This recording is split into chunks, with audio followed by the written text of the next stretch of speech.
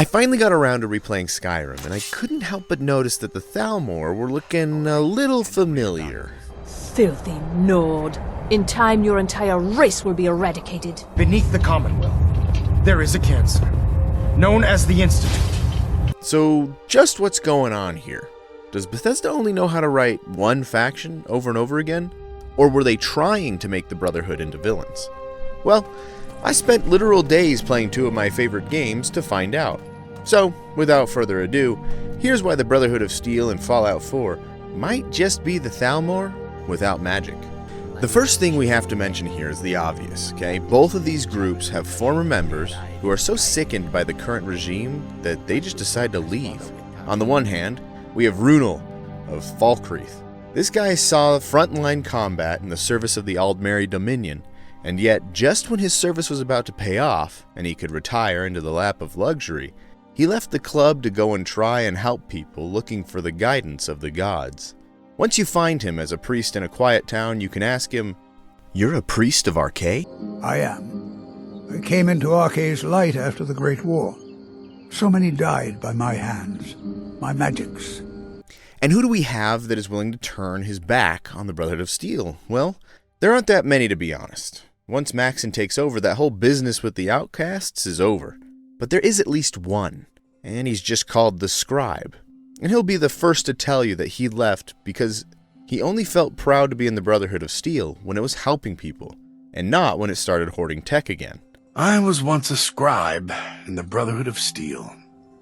Back when that was something to be proud of. When Squire Maxon took over, well, I didn't like the changes he made to the Brotherhood. Some said it was a return to our ancient traditions. Maybe so. But things are not necessarily better simply because they're ancient. So I left. Since then, I've been walking up and down in the world until I found myself here. Back when we used our knowledge to help people, rather than simply hoarding it for our own power. So in both these cases, we have a former member who has everything to gain personally by staying in the group, choosing to leave instead, and reflecting poorly on their former army. This would be like going through hazing to join a frat, and once you get through all the touching dicks with your buddies, to the end where you can finally start boozing with some girls, and once you get all the way in, you decide, nah, I don't want to be here anymore. You guys are meanies. True, the Thalmor is straight up called out as being murderers, while the Brotherhood of Steel is just not as good as it was. One side is murdering people, enslaving them, crucifying them, and the other side is just vaguely problematic. So we don't quite have enough to form an opinion on this alone, do we? But the next reason really raises things to the next level. Both of these groups believe in the superiority of their specific group. I don't make mistakes. I'm not just like the rest of you. I'm stronger. I'm smarter. I'm better. I am better. The only thing that is different about this, depending on the group, is the context. So let's start with the easy one. The Thalmor think they are superior to all other kinds of life, be it other elves, men, cats, or lizards. Their reasons for believing this is simple. According to their religious beliefs and some dodgy interpretations of history, the High Elves are literal descendants of the gods, while all others that came after are merely creations of the gods. As the late, great Norm MacDonald said when reading history, it says here in this history book that luckily the good guys have won every single time. What are the odds?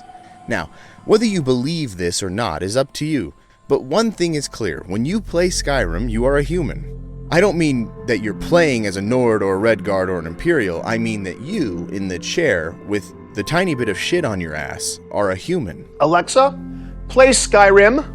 So, while you probably aren't likely to volunteer to go to the Headsman's Axe for the sake of the Aldmeri Dominion, your perspective might make the next part a little more intriguing. See, the Brotherhood of Steel are similar to the Thalmor, because they too believe in supremacy, only this time, it's human supremacy. In an exact reimagining of the Thalmor's beliefs, only instead of believing themselves to be the only true descendants of gods, the Brotherhood of Steel believe themselves to be the only true descendants of humans. And all other types of people in the Fallout universe are not descendants of humanity, but rather are a creation of humanity. See what I'm getting at here? Ghouls, synths, super mutants, other kinds of mutants, hell, even centaurs, trogs, spore carriers, and lobotomites are all humans, whether you like it or not. Now, I get it. They're humans that have changed fundamentally. And if you want to get really nerdy with it, the technical definition of something belonging to the same species is that they can have fertile offspring with each other. So, I think we can agree that none of these creatures is a human. Not that I haven't tried making offspring with them, alright? I mean, we all have needs, it's a wasteland after all. But recognizing that these people are technically no longer Homo sapiens, and exterminating them on sight are very different things, right? Here's the kicker though. You probably feel differently about the Brotherhood of Steel and the Thalmor. And it's obvious why. We are human. We are not elves. Truthfully, if I was somehow transported to the Fallout universe, I would genuinely play with the idea that exterminating anything that is a threat to humanity is a good idea, at least in theory. I have a family after all, and the thought of my kids being carried off by some mutated bug, or thinking of my wife leaving to cheat on me with a deathclaw in addition to her boyfriend, is enough to make me want to exterminate anything that has been mutated. In contrast, if we were somehow transported into the world of the Elder Scrolls, it would be our heads on the chopping block in front of the Thalmor, wouldn't it? Now, the next one should be a little more obvious, but both the Thalmor and the Brotherhood of Steel are willing to take over entire territories if it means getting what they want. In Skyrim, we wake up in the back of a cart to find a civil war taking place because the Thalmor has manipulated traditionally fierce allies into fighting against each other instead of working together to face their natural enemy, the Elves. See, this should have been an easy fight if they were not manipulated into fighting each other. It reminds me of growing up. The only time my parents would stop fighting each other was when I came home, so they would yell at me instead. In that way, I saved their marriage in the same way Ulfric saved the Elves. In Fallout 4, we exit Vault 111 to find a Commonwealth being oppressed by the Unseen Institute, only for the Brotherhood to arrive and use the people of the Commonwealth to fund their war against the Institute. In both of these cases, leadership and ownership is assumed, even taken by force in the name of the greater good. Their consent is not necessary. Their happiness is not considered. All that matters is that war is waged on the enemies of the factions. Now, here we have to pause. I admit that there is a fundamental difference between manipulating a peaceful state of an empire into open civil war to only benefit yourselves, and coming to destroy an underground threat that is actively preying on people. The people of the Commonwealth may not like the Brotherhood of Steel's methods, but certainly in this way, they are better than the Thalmor. The next reason should make players angry, even if nothing has so far. Both of these groups twist historical fact in order to inspire loyalty in their ranks. This is extremely obvious in the Thalmor, who talk of events the player witnesses in the game Oblivion, and take credit for them in Skyrim. Instead of correctly saying that Martin Septim saved Nirn from Mehrunes Dagon, the Thalmor say, "The Thalmor saved all of elvenkind during the Oblivion crisis. We've been watching over our lands for 200 years. Anyone who has played Oblivion before Skyrim will recognize this for what it is, sheer revisionism and fiction.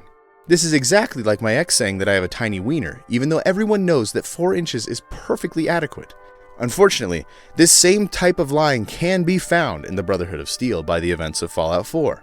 Originally, the mission of the Brotherhood was clear. Roger Maxson witnessed the horrors of FEV experimentation brought on by American corporations and the government itself, declared independence, and wrote the Codex, which tells readers to preserve technology, follow the chain of command, and not to trust outsiders in order to eventually remake the world into Eden, whenever peace could be established. By the time Arthur Maxson came around, he has taken those directives and their shared history and is using them as a manifesto to run crusades against whatever threat he decides is worth going after. Care about them? I thought we were preparing for war. The Brotherhood is here to prevent a war by starting one of our own. The difference is, our war won't reduce civilization to ashes. Don't worry. I'm convinced. The Brotherhood of Steel has gone from a mostly isolationist, tech-hoarding group to sticking its nose into anything they find interesting. So, with all that said, what do you think? Did Bethesda change the Brotherhood of Steel to be more like the Thalmor, or am I just reading too much into it? Personally, I want to give credit for the contrast here. Whether or not you agree with each group probably comes down to whether or not you see yourself as a member of the group. And that's, if nothing else, pretty interesting to play through. I make a new Fallout video every week because I'm hoping that if my wife sees them, she'll bring my kids back home. If you like this video, you might like some of my others too.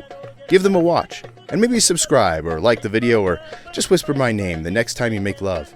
Until next time, we'll see you around.